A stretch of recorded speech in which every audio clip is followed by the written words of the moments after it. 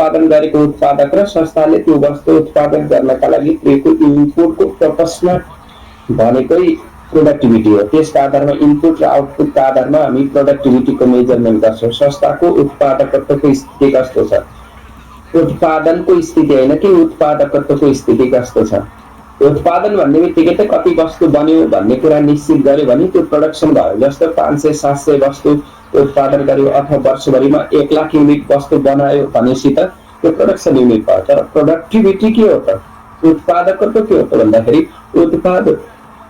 उत्पादकत्व भनेको संस्थाले उत्पादन गरेको आउटपुट र संस्थाले त्यो उत्पादन गर्नका लागि त्यो आउटपुट गर्नका लागि प्रयोग गरेको इनपुटको प्रोपोर्सनेट हो, त्यो अनुपात हो।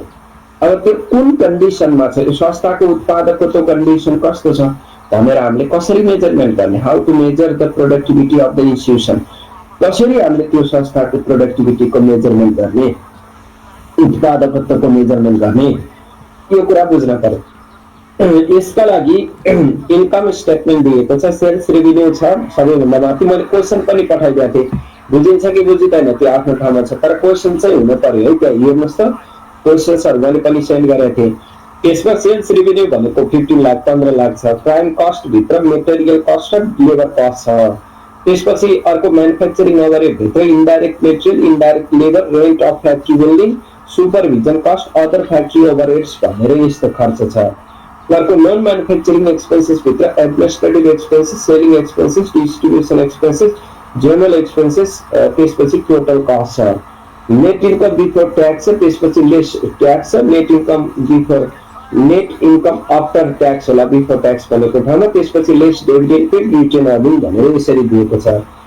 अर्को हामीलाई एडिसनल इन्फर्मेसन्स पनि छ। एडिसनल इन्फर्मेसनमा एबोभ फ्याक्ट्री ओभरहेड्स भनेको यो फ्याक्ट्रीको ओभरहेड्स, एबोभ फ्याक्ट्री ओभरहेड्स भनेको एबोभ फ्याक्ट्री ओभरहेड्स, त्यो फ्याक्ट्री ओभरहेड्स भित्र जो छ नि फ्याक्ट्री ओभरहेड्स, त्यो फ्याक्ट्री ओभरहेड्स भित्र भएका above factory overheads includes depreciation of 70,000 of factory plant at the rate 10% under WDV methods भनेको छ। फ्याक्ट्री ओभरहेड्स भित्र डिप्रिसिएसन 70,000 समावेश भएको छ। यसभित्र 10% डिप्रिसिएसन काटेर प्लान्टको 10% त्यो पनि रिटर्न अन भ्यालु मेथड्सबाट डिप्रिसिएसन काटेर क्याल्कुलेटिङ गरेको हो भनेको छ। अर्को चाहिँ एडमिनिस्ट्रेटिभ एक्सपेन्सेस इन्क्लुड भनेको एडमिनिस्ट्रेटिभ एक्सपेन्सेसको माथिको इन्कम स्टेटमेन्टमा भएको एडमिनिस्ट्रेटिभ एक्सपेन्सेस छन्। त्यसभित्र includes RS 45,000 salary to administrative staff भनेको छ।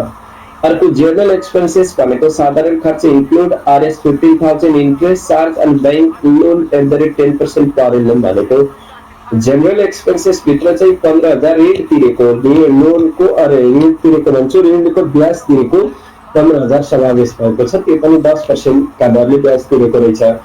There are 5 labours work for whole year on average basis भनेको वर्षभरिमा 5 जना कामदारले चाहिँ काम गर्छन्। नम्बर अफ वर्कर्स र नम्बर अफ इम्प्लोइज भनेको 5, यसरी बुझ्न पर्यो। अब यो हामीलाई क्वेसन छ, एउटा इन्कम स्टेटमेन्ट छ, इन्कम स्टेटमेन्ट भन्दा तल एडिसनल इन्फर्मेसन पनि छ। With the help of income statement and additional information we can हामीले चाहिँ के पत्ता लगाउनु पर्छ त भन्दाखेरि त्यो संस्थाको प्रोडक्टिभिटी कस्तो छ भन्ने कुरा पत्ता लगाउनु पर्छ। Find out the productivity measurement, प्रोडक्टिभिटीको हामीले मापन गर्दैछौँ संस्थाको त्यो इन्कम स्टेटमेन्टलाई हेरेर र त्यो एडिसनल इन्फर्मेसनमा दिएको इन्फर्मेसन्सहरूलाई हेरेर। अब रिक्वायर्डमा के छ त भन्दा productivity judgement with the clear supporting working with the following ratios. अब यी रेसियोको आधारमा प्रोडक्टिभिटी रेसियो, यी रेसियोको आधारमा प्रोडक्टिभिटी क्याल्कुलेटिङ गर्नुहोस् भनेको छ। प्रोडक्टिभिटी क्याल्कुलेटिङ गर्नुहोस् भनेर भनिरहेछ। Productivity judgement with the clear supporting working with the following ratios, निम्न रेसियोको आधारमा त्यसको प्रोडक्टिभिटी क्याल्कुलेटिङ गर्नुहोस् भनेको छ। सेल्स पर इम्प्लोइ भनेको छ, सेल्स पर इम्प्लोइ। अर्को net value added per employee, wages distribution ratio, wages base ratio, labor equipment ratio, total salary and wages to value added, त्यसपछि value added per rupee of sales भनेको छ। यसरी हामीले यो ratio क्याल्कुलेटिङ गर्यो भने जस्तो 7वटा रेशियो भने चाहिँ 7वटा रेशियो क्याल्कुलेटिङ गर्न सक्यो भने त्यो संस्थाको प्रोडक्टिभिटी कस्तो छ भन्ने कुरा, त्यसको उत्पादकत्वको कन्डिसन कस्तो छ भन्ने कुराको हामीले मेजरमेन्ट गर्न सक्छौँ। त्यही भएर अब क्वेसन चाहिँ क्लियरै छ, क्वेसन बुझ्नुभयो नि, क्वेसन चाहिँ क्लियर छ। अब हामीले क्याल्कुलेटिङ गर्ने रेसियो के त भन्दा स्यालेरी पर इम्प्लोइ एउटा, अर्को net value added per employee अर्को, अर्को वेजेस डिस्ट्रिब्युसन रेसियो अर्को, त्यसपछि वेजेस बेस रेसियो अर्को, labour equipment ratio, total salary and wages to value added अर्को, value added per rupee of sales. यी रेसियोहरू हामीले क्याल्कुलेटिङ गर्नुपर्ने हुन्छ। अब हामीले के गर्ने त भन्दाखेरि यसको लागि म यहाँ सो गर्छु है प्रोडक्टिभिटी मेजरमेन्टका लागि। अरे मैले एकचोटि ओपन गर्छु र पढ्नुहोस् न।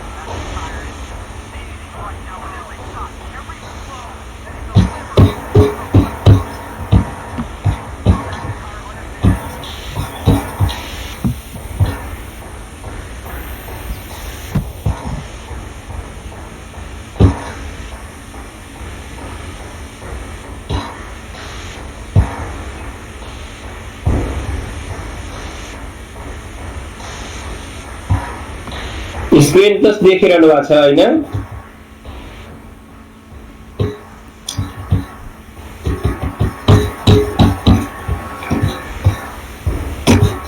मैले स्क्रिन शेयर गरे त देखिरहनु भएको छ होइन?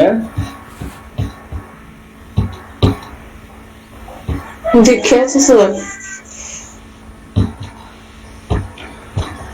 Ratio analysis for the management performance evaluations भनेको कार्य सम्पादनको म्यानेजमेन्टको पर्फर्मेन्स कस्तो छ भन्ने कुराको रेशियो मार्फत हामी एनालिसिस गर्न सक्छौँ। त्यसमा सबैभन्दा पहिले प्रोडक्टिभिटी एनालिसिस गर्दैछौँ, प्रोडक्टिभिटीको मेजरमेन्ट गर्दैछौँ, संस्थाको लाभदायकताको कन्डिसन्स। यसका लागि हामी सबैभन्दा पहिले सेल्स पर इम्प्लोइज भन्ने, सेल्स पर इम्प्लोइज भनेको सेल्स पर इम्प्लोइज एउटा कामदारको भागमा कति बिक्री पर्छ भनेको सेल्स पर इम्प्लोइज, त्यो रेशियो क्याल्कुलेटिङ गर्छौँ। सेल्स पर इम्प्लोइज है, sales per employees, sales per employees को फर्मुला के हुन्छ? Net sales divided by number of employees. यो कुरा बुझ्नुहुन्छ? Sales per employees equal to net sales, sales per employees भनेको एउटा कामदारको भागमा कति बिक्री पर्यो त भनेको net sales divided by number of employees. अर्को net value added per employees भनेको net value added per employees को formula net value added divided by number of employees. Labour equipment ratio भनेको, लेबर इक्विपमेन्ट रेशियो कसरी calculating गर्ने? Labour equipment ratio भनेको net fix asset, संस्थामा प्रयोग भएका स्थिर सम्पत्ति, संस्थामा प्रयोग भएका स्थिर सम्पत्ति हुन्छ, संस्थामा प्रयोग भएका स्थिर सम्पत्ति हुन्छ।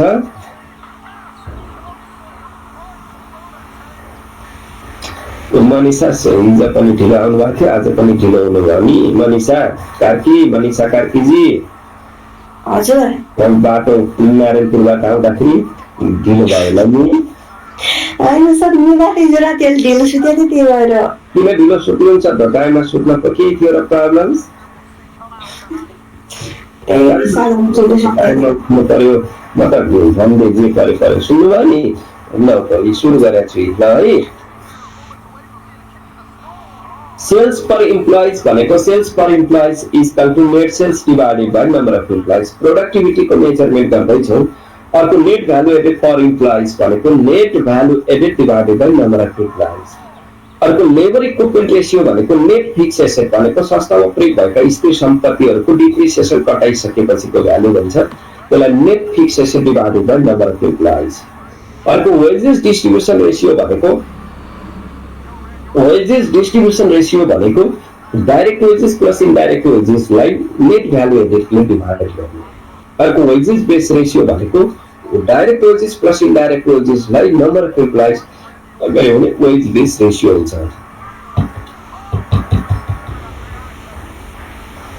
यो वेज बेस रेसियो विशेष चाहिँ 5 वटा, त्यहाँ कतिवटा छ? 7 वटा छ। हामी 7 वटामा त्यो त्यही नै कतिपय फर्मुला चाहिँ त्यो क्वेसनै हेरेर पनि हामी आफै डेभलप गर्न सक्छौँ है। तर बुझ्नुपर्ने मुख्य 5 वटा रेसियो। यदि कुनै पनि संस्थाको प्रोडक्टिभिटी कस्तो छ भन्ने कुरा मेजरमेन्ट गर्न पर्यो भने यो 5 वटा रेसियो चाहिँ निकाल्नु पर्यो। एउटा चाहिँ sales per employees is equal to net sales divided by number of employees. Net value added per employees भनेको net value added divided by number of employees. Labour equipment ratio भनेको net fix asset divided by number of employees. अर्को wages distribution ratio भनेको direct wages plus indirect wages divided by net value added. Wages base ratio भनेको direct wages plus indirect wages divided by number of employees. अरु सबैमा नम्बर अफ इम्प्लोइजले divide गरेछ। एउटा 5 नम्बरमा चाहिँ वेजेस डिस्ट्रिब्युसन रेशियोमा चाहिँ wages direct wages plus indirect wages यो त तपाईले बुझ्नुहुन्छ divided by net value added. यति सम्झिनु। वेजेस डिस्ट्रिब्युसन रेशियोमा चाहिँ नेट भ्यालु एडेड हुन्छ। अरु 4 वटा रेशियोहरु चाहिँ sales per employees, net value added per employees, त्यसपछि लेबर इक्विपमेन्ट रेशियो, त्यसपछि वेजेस बेस रेशियो सबैमा नम्बर अफ इम्प्लोइजले डिवाइड गर्ने है। तर वेजेस डिस्ट्रिब्युसन रेशियोमा चाहिँ direct wages plus indirect wages divided by net value added भनेर तपाईले चाहिँ यो फर्मुला जान्न पर्यो। प्रोडक्टिभिटी मेजरमेन्ट गर्न छ भने तपाईले 5 वटा फर्मुला जान्न पर्यो। एउटा सेल्स पर इम्प्लोइज, अर्को net value added per employees, labour equipment ratio. Labour equipment ratio भनेको नेट फिक्स एसेट, त्यसपछि divided by number of employees. Wages distribution रेशियोमा चाहिँ direct wages plus indirect wages divided by net value added. Wages base ratio भनेको direct wages plus indirect wages divided by number of employees. यसरी हामी के गर्ने त भन्दा यो 5 वटा प्रोडक्टिभिटी कुनै पनि संस्थाको उत्पादकत्वको स्थिति कस्तो छ भन्ने कुराको मेजरमेन्ट गर्नका लागि यो 5 वटा रेशियो क्याल्कुलेट गर्न पर्यो। Sales per employees, net value added per employees, labour equipment ratio, wages distribution ratio, wages base ratio, यसरी जोड्नु पर्यो है। अब तपाईले अरु चाहिँ सबै सुनेका कुरा छन्, तर यहाँ भ्यालु एडेड भनेको के हो भन्ने कुरा चाहिँ क्लियर हुनु पर्यो। सेल्स रेभेन्यू तपाईलाई थाहा छ, नम्बर अफ इम्प्लोइज भनेको कामदार पनि थाहा छ, नेट फिक्स एसेट पनि थाहा छ, नम्बर अफ इम्प्लोइज थाहा छ, डाइरेक्ट वेजेस इनडाइरेक्ट वेजेसले पनि दिएकै हुन्छ, नेट भ्यालु एडेड। अब तपाईले यहाँ बुझ्न पर्ने नेट भ्यालु एडेड भनेको के त, भ्यालु एडेड भनेको के भन्ने कुरा चाहिँ बुझ्नु पर्यो। भ्यालु एडेड बुझ्नका लागि एउटा स्टेटमेन्ट बुझ्नुपर्छ। भ्यालु एडेड भनेको भ्यालु एडेड स्टेटमेन्ट। वास्तवमा भ्यालु एडेड भनेको के हो त भन्दाखेरि value added is the difference between sales revenue and cost of both material and services भन्छ के।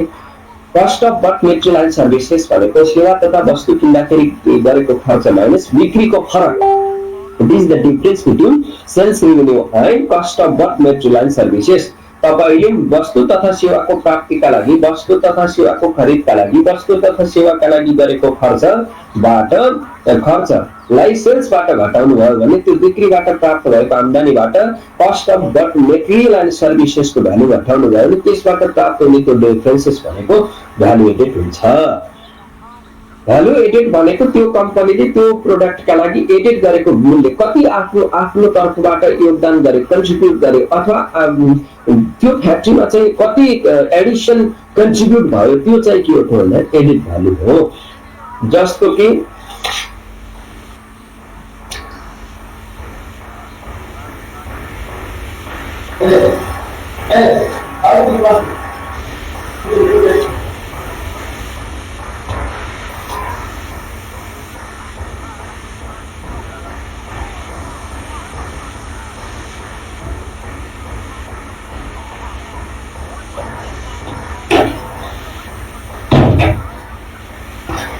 अब भ्यालु एडेड स्टेटमेन्ट भनेको कस्तो छ भन्दाखेरि भ्यालु एडेड स्टेटमेन्ट भनेको value added is the difference between sales revenue and cost of both material and services भनेको योगदान कति भयो, त्यो संस्थाको योगदान कति भनेको, त्यो संस्थाले गरेको योगदान कति भनेको। जस्तो कि एउटा सामान 50 रुपैयाँमा किन्यो, त्यो सामान 55 रुपैयाँमा, त्यो सामान चाहिँ 60 रुपैयाँमा बेच्यो। भनिसकेपछि संस्थाले के गर्यो त भन्दाखेरि 50 रुपैयाँमा किनेर 60 रुपैयाँमा बेच्यो भनेपछि त बिक्री गरेको 60 रुपैयाँ, किनेको कति 50 भनेको एडिसन उसको खर्च र नाफा सम्पूर्ण जोडेर 10 रुपैयाँ एडिसन गर्यो, थप गर्यो। उसको कन्ट्रिब्युसन त 10 रुपैयाँ मात्रै रह्यो, खर्च कति रह्यो भन्ने कुरा हो, उसको योगदान कति रह्यो भन्ने कुरा हो। उनले कति कन्ट्रिब्युट गरे भन्ने कुरा हो, त्यो प्रोडक्टमा आफूको योगदान कति छ भन्ने कुरा हो कि त्यो कुरालाई चाहिँ भ्यालु एडेड भनेर भनिन्छ। भ्यालु एडेड भनेको थपेको मूल्य। बाको सम्पत्ति चाहिँ बाको सम्पत्ति 1 करोड थियो हैन। अब तपाईले चाहिँ अहिले मूल्याङ्कन गर्दाखेरि चाहिँ त्यो सम्पत्तिको मूल्य 1 करोड 10 लाख छ भनेपछि त तपाईले कति मात्रै त्यो एडिसन गर्नुभयो? 10 लाख। त्यही हो एडिट, तपाईले आफूले थपेको त्यही हो। यसका आधारमा तपाईको प्रोडक्टिभिटी मेजरमेन्ट गर्न सकिन्छ के तपाईको उत्पादकत्व कति भनेर मेजरमेन्ट गर्नका लागि के नगरे भनेर भन्नुहुन्छ। मैले त के नगरे, मैले मेरो यत्रो सम्पत्ति छ, मैले के नगरे भन्नुहुन्छ। तर मैले के नगरे भन्नलाई त भ्यालु एडेडको मेजरमेन्ट गरे भने तपाईले के गर्नुभयो भन्ने कुरा यही हुन्छ। बाको सम्पत्ति 1 करोडको थियो, अहिले मूल्याङ्कन गर्दा बाको सम्पत्ति 1 करोडको थियो, तर अहिले गर्दाखेरि 1 करोड 10 लाख छ। त्यो पनि मूल्य बढेर हो अथवा थपेर हो त्यो हेर्न पर्यो। लो 10 लाख मात्रै थप्यो, 1 करोड 10 लाख भनेपछि तपाईको योगदान के त? त्यही 10 लाख मात्रै हो। तपाईको कन्ट्रिब्युट के हो? 10 लाख मात्रै हो। यसका आधारमा तपाई 1 करोड 10 लाखको योगदान छ मेरो भन्न मिलेन। 10 लाख मात्रै हो। यसरी तपाईको एडेड भ्यालु कति, सम्पत्तिमा जोडेको मूल्य कति, सामानमा जोडेको मूल्य कति, तपाईले के योगदान दिनुभयो, यसका आधारमा तपाईको प्रोडक्टिभिटी मेजरमेन्ट हुन सक्छ। संस्थाले पनि अर्काले किने बनाएको सामान ल्याएर बेचेको हो भने त्यसको के एडेड भयो? त्यसको भ्यालु एडेड के भयो? त्यसको आफ्नो योगदान के भयो? तर एउटा सामान र मेटेरियल 10 रुपैयाँमा किनेर, यो 10 रुपैयाँको र मेटेरियल्स किनेर 10 रुपैयाँको र मेटेरियल्स किनेर तर त्यसलाई 500 रुपैयाँमा बेचिरहेको छ भने त्यसको योगदान त धेरै भयो, कन्ट्रिब्युटेड भ्यालु धेरै भयो। यसरी एडेड गरेको भ्यालु कति भन्ने कुराको आधारमा त्यो संस्थाको प्रोडक्टिभिटी कति भन्ने कुराको मेजरमेन्ट गर्न सकिन्छ। अब यसको फर्मेट हुन्छ सेल्स रेभेन्यू लेख्ने, त्यसपछि क्लोजिङ स्टकलाई जोड्ने, ओपनिङ स्टकलाई घटाउने, त्यसपछि less cost of the material and services भनेर cost of the material and services भित्र वस्तु बनाउँदाखेरिको र सेवाको खर्चहरू जोड्ने, किन्दाखेरिको मेटेरियल किन्दाखेरिको खर्च, क्यारिज इनवर्ड, फ्याक्ट्री अफिसियल सबै खर्च जोड्ने। तर सबै खर्चमा 5 किसिमका खर्चहरू चाहिँ नलेख्ने। यसमा 5 किसिमका खर्चहरूलाई समावेश नगर्ने। जस्तो परचेज अफ मेटेरियल ठीक छ, क्यारिज इनवर्ड ठीक छ, फ्याक्ट्री एक्सपेन्सेस ठीक छ, अफिस एक्सपेन्सेस ठीक छ, सेलिङ एक्सपेन्सेस ठीक छ, अरू कुनै इन्कम्सहरू छ, इन्ट्रेस्ट इन्कमहरू, डिभिडेन्ड इन्कम छ भने त्यसलाई जोड्ने। यो सबै जोडघाट गरेर भ्यालु एडेड आउँछ। एउटा तरिका त्यो हो, सेल्स रेभेन्यू लेख्ने, त्यसपछि त्यसमा क्लोजिङ स्टकलाई जोड्ने, ओपनिङ स्टकलाई घटाउने, less cost of but material and services भनेको cost of but material and सर्भिसेसहरूलाई घटाउने। यसभित्र पर्ने खर्चहरू लेख्ने, cost of but material and services भित्र भएका खर्चहरू चाहिँ cost of but material and services भित्र पर्ने खर्चहरू, purchase of material, carriage inward, factory expenses, office expenses, selling expenses, add other income छ भने मात्रै यस्तो गरिसकेपछि जोड घटा गरेर जे आउँछ त्यो नै भ्यालु एडेड हुन्छ है। अब तर यो कस्ट of but material and services भित्र नपर्ने खर्चहरू के हुन्छ भन्दा टु पे इम्प्लोइज भनेको अप्लाइड एक्सपेन्स। अर्को तरिका छ टु पे इम्प्लोइज, कर्मचारीलाई दिएको खर्च cost of but material and सर्भिसेसमा आउँदैन, हामी त्यहाँ इन्क्लुडेड गर्दैनौँ। टु पे क्यापिटल प्रोभाइडर, जसले पुँजी लगानी गर्छ, जसले ऋण दिन्छ, त्यो पुँजी लगानी गर्ने ऋण दिने मान्छेहरूलाई गरेको खर्च पनि माथि ल्याइदिए। अर्को टु पे फिक्स एसेटका लागि गरेको खर्च, जस्तो डिप्रिसिएसन एमोर्टाइजेसन हुन्छ नि, त्यस्तो फिक्स एसेटको लागि गरेको खर्च चाहिँ यसमा इन्क्लुडेड हुँदैन। फिक्स एसेटको लागि गरेको खर्च, फिक्स एसेटमा हुन्छ कि डिप्रिसिएसनको कुराहरू हुन्छ, यस्तो कुराहरू है, रिपेयर एन्ड मेन्टेनेन्सको कुराहरू हुन्छ। अर्को चाहिँ पे गभर्मेन्ट, सरकारले तिर्ने ट्याक्स हुन्छ नि, ट्याक्स पनि माथि इन्क्लुडेड हुँदैन, ट्याक्स पनि तलै हुन्छ। यो बाहेक रिटर्न अर्निङ, पिएलहरू, नाफाहरू, इन्कम स्टेटमेन्ट भएका नाफा र रिटर्न अर्निङ, यो 1 2 3 1 2 3 4 5 पाँचवटा कुराहरू छुट बाहेकका अरू खर्चहरू माथि लेखेर भ्यालु एडेड क्याल्कुलेटिङ गर्ने। माथिबाट क्याल्कुलेटिङ गरे पनि भ्यालु एडेडको एउटै भ्यालु आउँछ, एउटै र तल अप्लाइड एक्सपेन्सबाट पनि एउटै आउँछ। माथि भ्यालु एडेड दुई तरिकाबाट क्याल्कुलेटिङ गरे पनि एउटै आउँछ।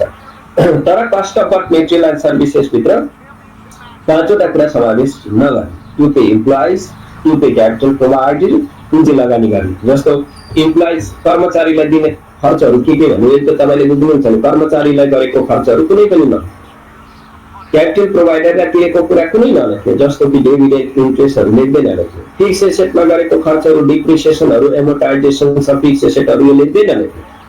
टु पे गभर्मेन्ट, सरकारलाई दिएको कस्ट माथि लेख्दै नलेख्ने। ट्याक्स भन्ने कुरा आइहाल्यो भने रिटेन अर्निङ र पिएन यो 5 कुराहरू तल लेख्न अप्लाइड एज फलोमा यो बाहेकका अरू खर्चहरू माथि लेखेर हामी के गर्ने भ्यालु एडिट बनाउने त्यो भ्यालु एडिट स्टेटमेन्ट प्रिपेयर गर्ने जब भ्यालु एडिट प्रिपेयर गरिसकेपछि मात्र हामी के गर्न सक्छौँ माथिको रेसियो भ्यालु एडेडसँग रेसियोहरू धेरै त भ्यालु एडेडसँग रेसियोहरू हुन्छ त्यो भ्यालु एडेडका आधारमा हामीले के गर्न सक्छौँ त्यो संस्थाको प्रोडक्टिभिटी कति छ त्यो संस्थाको उत्पादकताको कन्डिसन कस्तो छ भन्ने कुराको मेजरमेन्ट गर्न सक्छौँ ठिक छ यो भरि जान्न पर्यो नयाँ यो प्रोडक्टिभिटी मेजरमेन्ट गर्नका लागि अरू फर्मुलामा लेखिने अरू भ्यालु चाहिँ सिम्पल छ अरू चाहिँ छ एकदम net sales divided by number of employees net value अब number of employees fix asset number of employees direct wages indirect wages यी सबै कुराहरू कमन छ यी तपाईँ बुझेकै छ त्यो इन्कम स्टेटमेन्ट आउँछ अथवा कहीँ एडिसनल इन्फर्मेसन आउँछ तर तपाईँले प्रोडक्टिभिटी मेजरमेन्ट गर्ने बित्तिकै कुनै संस्थाको उत्पादकत्वको स्थिति मेजरमेन्ट गर्दै हुनुहुन्छ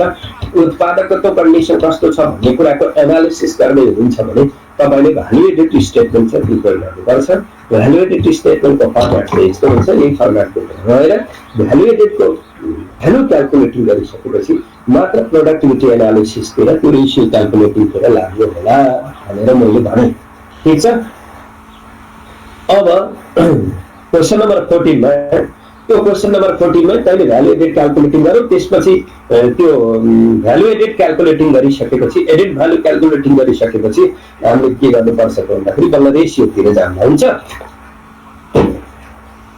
अब यसमा भ्यालु एडेड कसरी क्यालकुलेटिङ गर्ने भन्दाखेरि सबैभन्दा पहिले यसलाई मैले कपी पेस्ट गरे अनि चालु गरे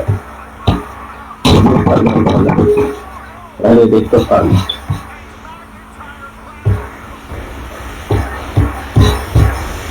पहिले यो भ्यालु एडेड क्यालकुलेटिङ गरौँ त्यसपछि बल्ल रेशियोतिर जान्ला है यो भ्यालु एडेड क्यालकुलेटिङ गर्नु भने त त्यहाँ रेशियोमा गएर अड्किहाल्नुहुन्छ तपाईँ अरू लेख्नुपर्ने कुराहरू कमन छ अरू लेख्नुपर्ने कुराहरू कमन छ तर यो चाहिँ तपाईँले क्यालकुलेटिङ गर्नुपर्छ अब त्यो क्वेसन्समा सेल्स रेभिन्यू कति छ लगाउनु सेल्स रेभिन्यू देख्नुहुन्छ सेल्स रेभिन्यू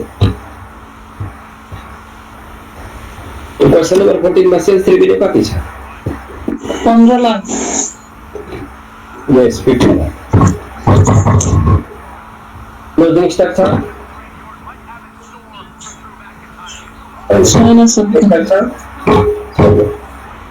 अब less cost of bought material and services. Cost of bought material and services पर ये तेरा टोटल लिखना सकते हैं ना? ये कोई टोटल नहीं है.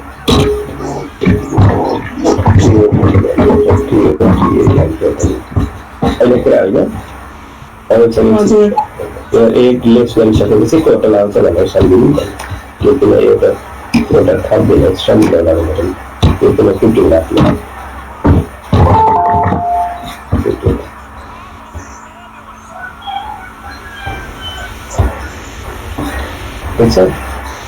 अब यो भयो त्यसपछि less cost of but material and services भित्र खर्च हेर्दै जानुहोस् मैले फर्मेटमा लेखेँ अब त्यहाँ के खर्च छ त्यो ट्याक्कै हेर्दै जाने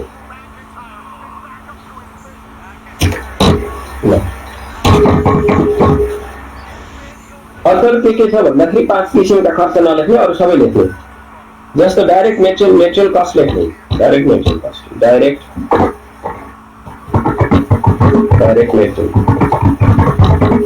मेटेरियल कस्ट होइन यो लेख्ने साइड लेख्नलाई अर्को खर्च के छ डाइरेक्ट लेबरलाई दिएको भनेको कर्मचारी हो लेबरलाई दिएको खर्च यहाँ लेख्दैन अर्को इनडाइरेक्ट म्यानुफ्याक्चरिङ ओभरहेड भित्र इनडाइरेक्ट मेटेरियल लेख्ने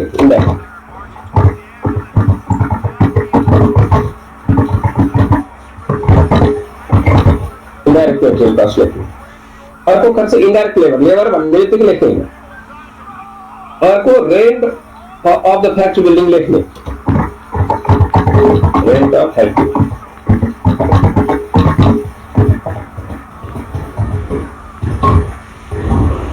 रेन्ट अफ फ्याक्ट्री बिल्डिङ लेख्ने अर्को सुपरभिजन भने सुपरभिजन गरेको खर्च के हो कर्मचारीलाई दिएको खर्च सुपरभिजन कसले गर्छ कर्मचारीहरूले गर्छ त्यसलाई यहाँ नलेख्नु अर्को other factory overhead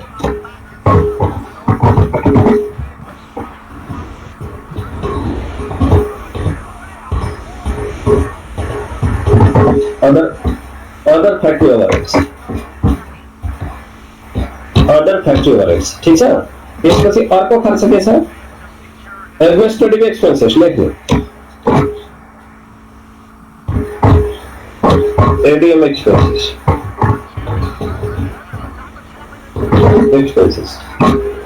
administrative expenses लेख्नु ठीक छ अर्को के छ त भन्दाखेरि सेलिङ एक्सपेन्सेस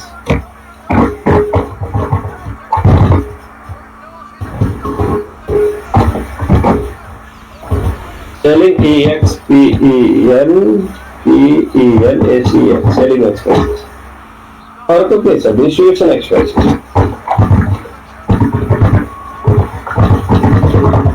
distribution expenses और तो कैसा नौकरी general expenses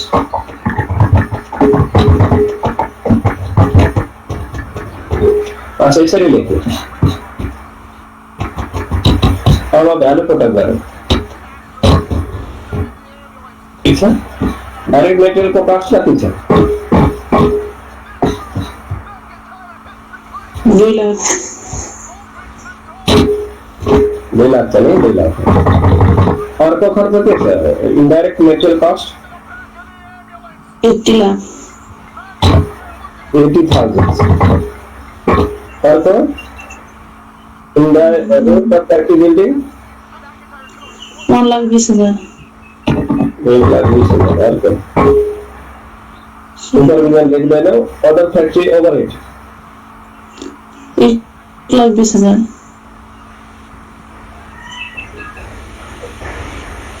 यसको एडिसनल इन्फर्मेसनमा के भनेछ हेर्नुस् यसमा के भनेछ भन्दाखेरि above factory overhead includes भनेको above factory overheads include factory overhead भित्र included छ एडिसनल मा हेर्नुस् है above factory overheads includes भनेको factory overhead भित्र समावेश भएको छ depreciation of 70,000 depreciation 70,000 of a factory plant भनेको फ्याक्ट्रीमा जोडेको प्लान्ट को at the rate 10% and return on value method depreciation पनि यहाँ लेखिदैन cost of work material and services भित्र डिप्रिसिएसन पनि लेखिदैन ट्याक्स तिरेको पनि लेखिदैन ब्याज तिरेको पनि लेखिदैन त्यसपछि यिनीहरू मैले तल भने नि to pay employees to pay capital provider to pay fix asset to pay government return अर्डिङ द पीएल यस्ता आइटम्समा गरेको खर्च लेखिदैन डिप्रिसिएसन भनेको अप्लाइड एज फलोजमा लेख्ने आइटम्स भनेको फिक्स एसेटमा गरेको खर्च फिक्स एसेटसँग सम्बन्धित खर्चहरू तलै लेखिन्छ भने फ्याक्ट्री ओभरहेड भित्र रहेको 70,000 भनेको त डिप्रिसिएसन हो त्यसमध्येको डिप्रिसिएसन नलेख्ने भनेपछि 1 लाख कति छ 1,20,000 सकेर अदर फ्याक्ट्री ओभरहेड त्यसभित्र 70,000 घटाउनुस् कति आउँछ 50,000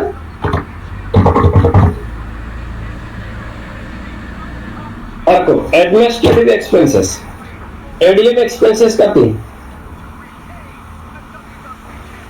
एडमिनिस्ट्रेटिभ एक्सपेन्सेस भनेको माथि प्रशासनिक खर्च 70,000 छ तर एडिसनलमा के भनेको छ administrative expenses includes RS 45,000 salary to administrative staff salary माथि लेख्ने कुरा हुँदैन त्यही भएर एडमिनिस्ट्रेटिभ एक्सपेन्सेस 70,000 छ त्यो 70,000 बाट 45,000 घटाउनुस् कति आउँछ 25,000 25,000 अर्को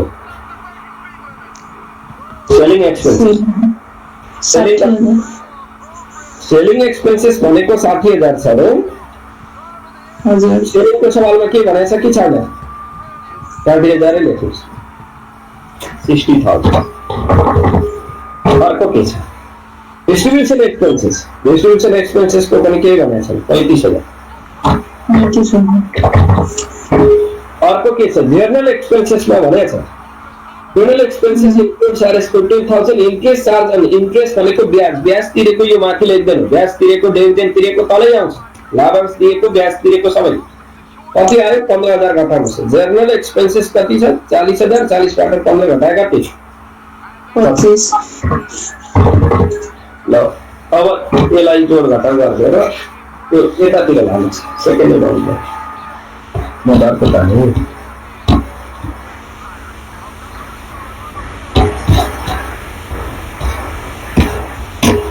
जोड्नुहोस् त यो सेकेन्ड एमाउन्टको कलममा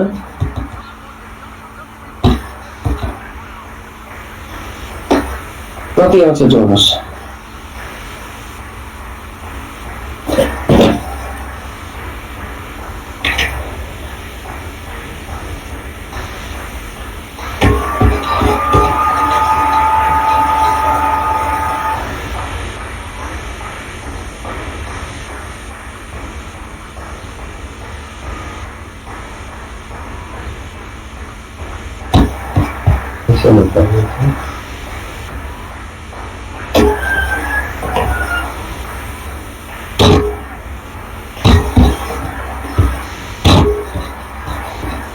कति आउँछ भन्नुहोस् त?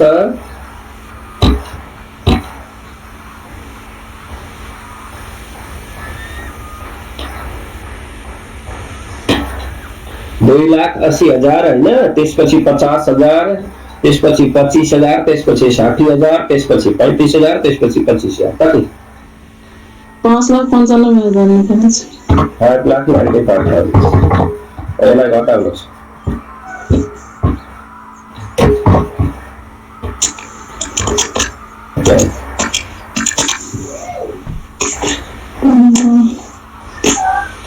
नौ लाख 5,000।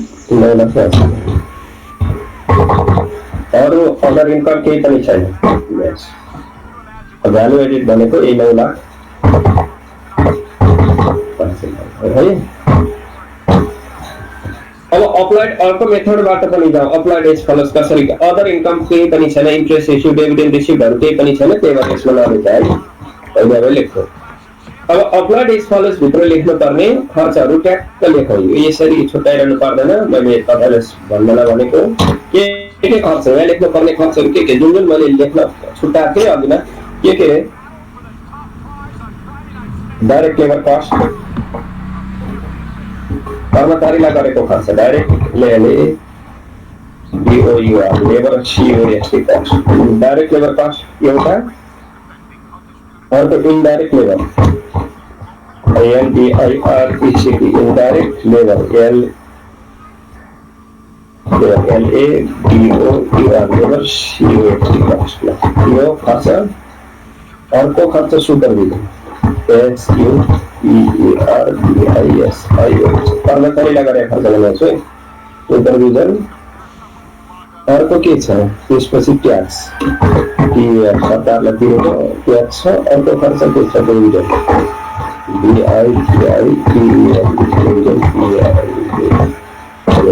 अर्को के छ? अर्को खर्च के छ? डेप्रिसिएसन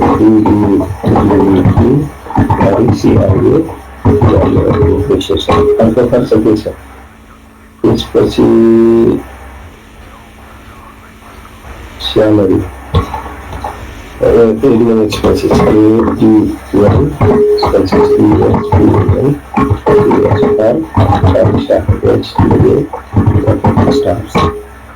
अर्को खर्च के छ? इन्फेसन अर्को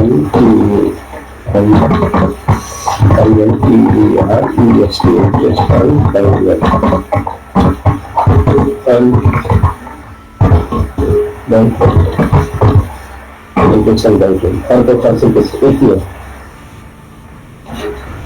अब भन्नुहोस् यिनी खर्चहरू लेखौँ। के गरेको छ?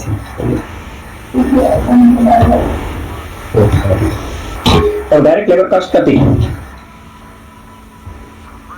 Direct labour cost 2,60,000। अर्को indirect labour cost 60,000। Supervision cost 70,000। त्यसपछि अर्को सुपरविजन पछि अर्को के छ?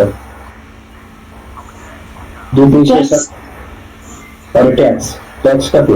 1,50,000। टोटलमा छ 1,50,000। Dividend paid 45,000। डिप्रिसिएसन कति? 70,000। त्यसपछि अर्को एडमिनिस्ट्रेटिभ 45,000। अर्को 15,000। ल अब यसलाई जोड घटा गर्नुहोस् कति आउँछ? यसलाई सेकेन्ड एमाउन्टको कोलममा लेख्यो भने अर्को साटो जोड्थ्यो।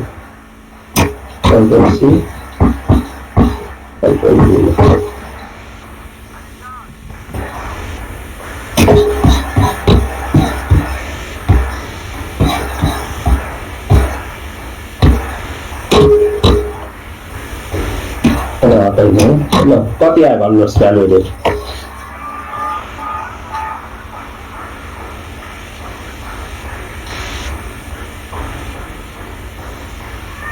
7,25,000। त्यसमा माथा रिटेन अर्निङ भन्ने छुट्यो रिटेन अर्निङ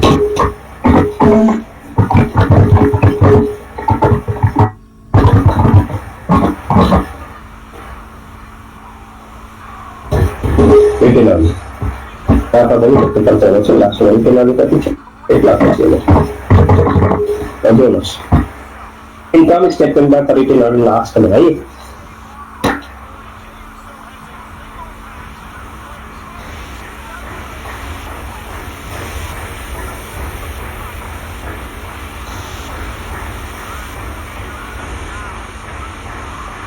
लोन 9,05,000 छ 9 लाख पर्छ जुन मेथडबाट गरे पनि हुन्छ एउटै है माथि पनि तल पनि अब हामीले के गर्ने त भन्दाखेरि यो भ्यालुएटेड क्याल्कुलेटिङ गरिसकेपछि अब तपाईले यो रेशियोहरु क्याल्कुलेट गर्नु अब त सक्नुहुन्छ नि सेल्स पर एम्प्लॉइज भनेको net sales divided by number of employees सक्नुहुन्छ नेट सेल्स भनेको कति बिक्री कति छ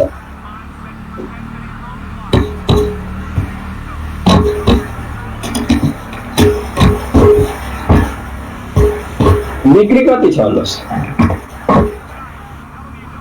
15 लाख नंबर ऑफ एम्प्लॉइज बने कति हमें कति आयो 3 लाख एउटा कर्मचारीको एक वर्षभरिमा 3 लाखको बिक्री गर्छ भने त धेरै राम्रो हो नि हैन अर्को value added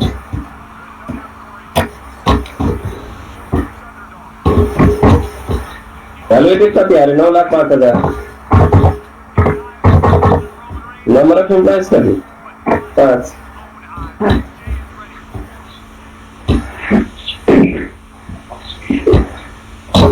number of employees 5 कति आयो 1,81,000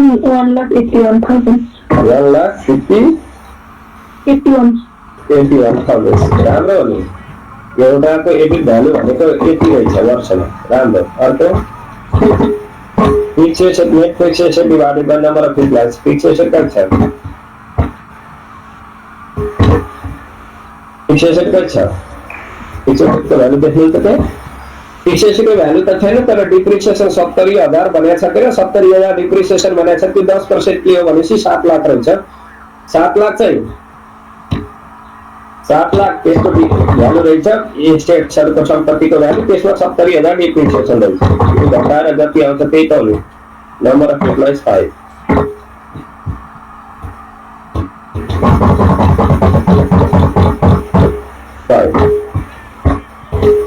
कति आयो बुझ्नु त 70,000 भने 10% हो 70,000 लाई 10 ले भाग गर्ने 100 ले गुणन गर्ने जम्मा जम्मी 7 लाखको सम्पत्ति रहेछ 7 लाख मध्ये 7 लाख ए मूल्य रहेछ त्यसबाट 70,000 डिप्रिसिएसन कटाएपछि नेट भ्यालु कति त 7 लाखबाट 70,000 घटाउनु त अनि कति आउँछ ल भन्नुस्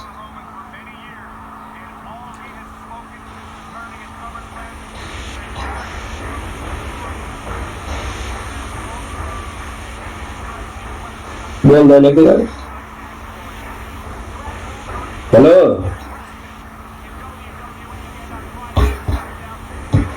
1,26,000 1,26,000 ठीक छ अब यो क्याल्कुलेटिङ गर्नुस् यो के हाल्नुहुन्छ नि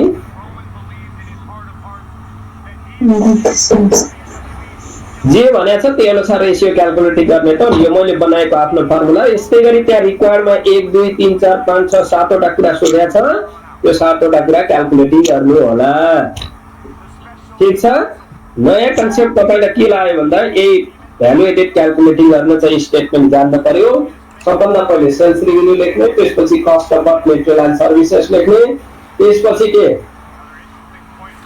त्यसमा चाहिँ कस्ट अफ वर्क मेटेरियल सर्भिसेसमा सबै खर्च लेख्ने तर 5 किसिमको खर्च नलेख्ने के नलेख्ने कर्मचारीलाई दिएको सरकारलाई दिएको क्यापिटल प्रोभाइडेड जसले संस्थामा पुँजी लगानी गर्छ र ऋण दिन्छ त्यसमा गरेको खर्च इन्ट्रेस्ट डिभिडेन्डको खर्चहरू त्यसपछि अर्को फिक्स एसेटकोहरु डिप्रिसिएसनहरु यिनीहरु नलेख्ने रिटेन अर्निङहरु यो बाहेकका खर्चहरु लेखेर cost of work material and सर्भिसेसमा लेख्ने अदर इन्कम भयो भने एड गर्ने अदर इन्कमलाई छैन यही त हो नि यसरी क्याल्कुलेटिङ गरे भने त्यसको प्रोडक्टिभिटी हामी यसको प्रोडक्टिभिटी कस्तो छ भन्ने कुरा नाप्न सकिन्छ कि जस्तो दुईटा घरको फ्यामिली छ के दुईटा घरमा चाहिँ फ्यामिली छ एउटा घरमा चाहिँ 3 भाइ अर्काको घरमा एक्लै अब त्यसको त्यो घरको प्रोडक्टिभिटी उत्पादकता कस्तो छ है उत्पादन हैन उत्पादकता कस्तो छ भनेर नाप्न पर्यो भने एउटैले कति कमाउँछ हेर्ने हैन त्यहाँबाट 3 जनाले कति कमाउँछन् हेर्ने त्यहाँबाट भाग गर्ने भने त कसको प्रोडक्टिभिटी राम्रो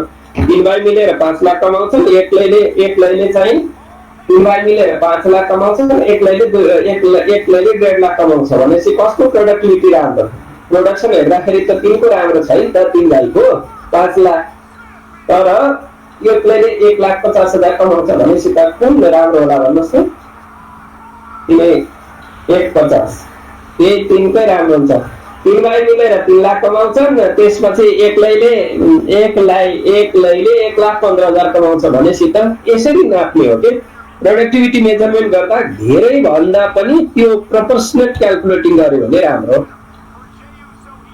sales per employees net value added per employees labour equipment ratio wages distribution ratio wages base ratio अरु पनि छ त्यहाँ value added per rupee of sales भनेको सेल्सले भाग गर्नुस् भने हो त्यहाँ 7 मा सोधेको छ 6 मा total salary and wages to value added total salary and wages ल भ्यालु एडेडले भाग गर्नुस् भने हो त्यही दुईटा 6 र 7 थपेको छ अरु कुरा तपाईले क्याल्कुलेटिङ गर्नु होला ठीक छ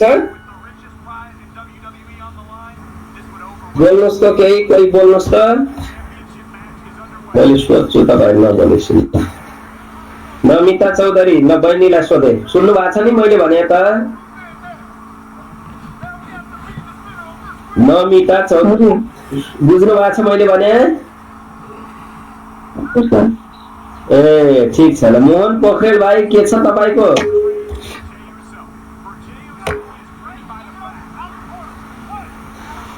मोहन भाइ सुन्नुहुन्छ मैले भने तपाईको ल्यापटपले समस्या दिइराछ त्यो मैले कुरा बुझेको छु सबै ल्यापटप बिग्रिरहने रहेछ सुन्नुस् भाइ त्यो ल्यापटपलाई टक्क टिपेर घोराइको सहित गेटको तलतिर ल्यापटप हस्पिटल छ त्यो हस्पिटलमा लगेर उपचार गराउनु होला त्यो हस्पिटलमा जानु होला कलानन्द सरले भनेर आऊ म भन्नु होला के हो मेरो भाइ हुनुहुन्छ भाइ हुन् तिनी राम्रो तपाईको ल्यापटप A1 बनाइदिन्छन् ल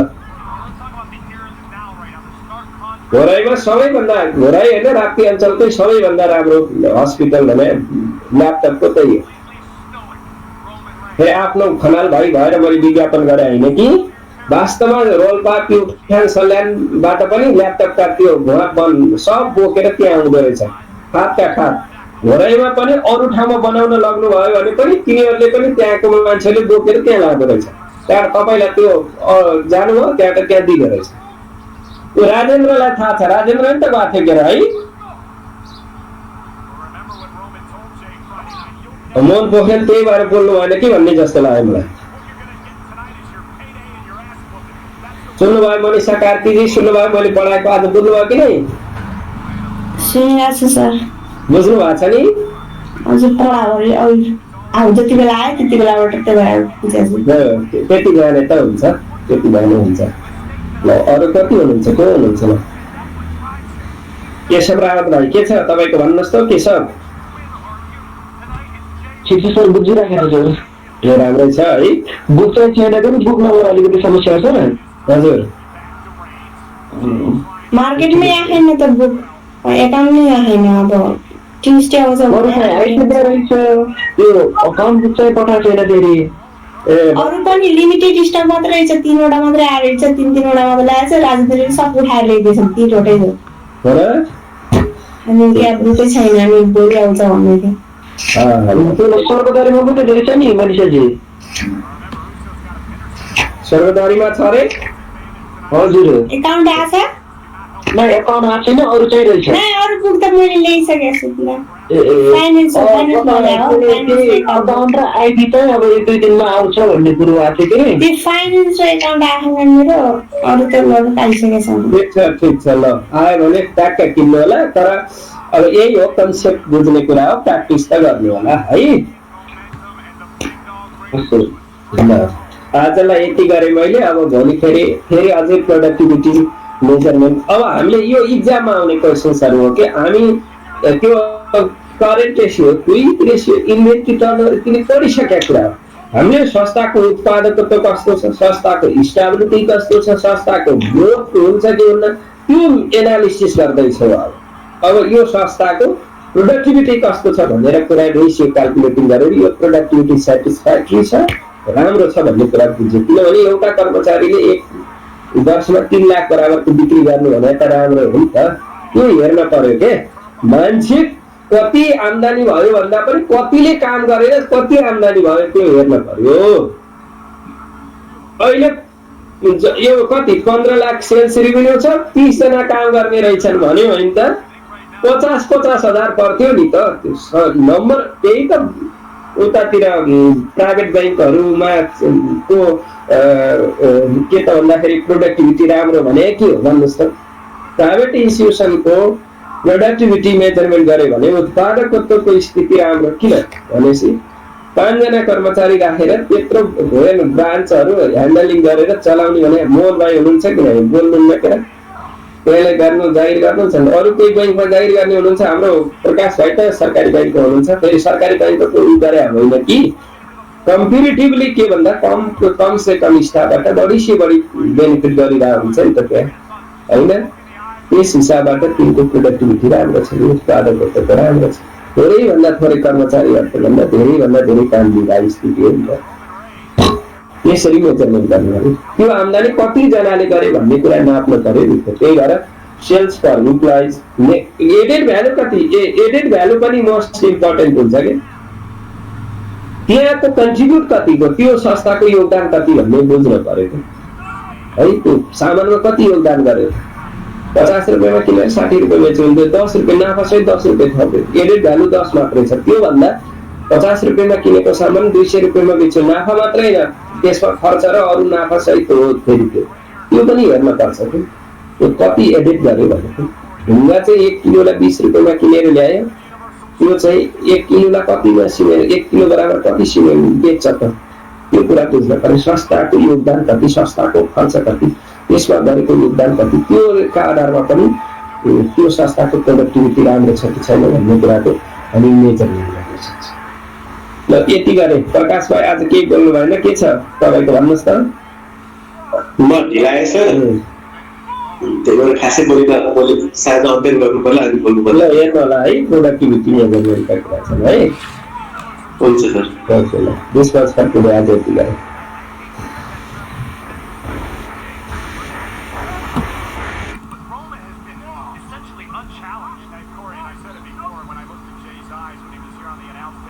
Jay Uso looked like he was in over his head.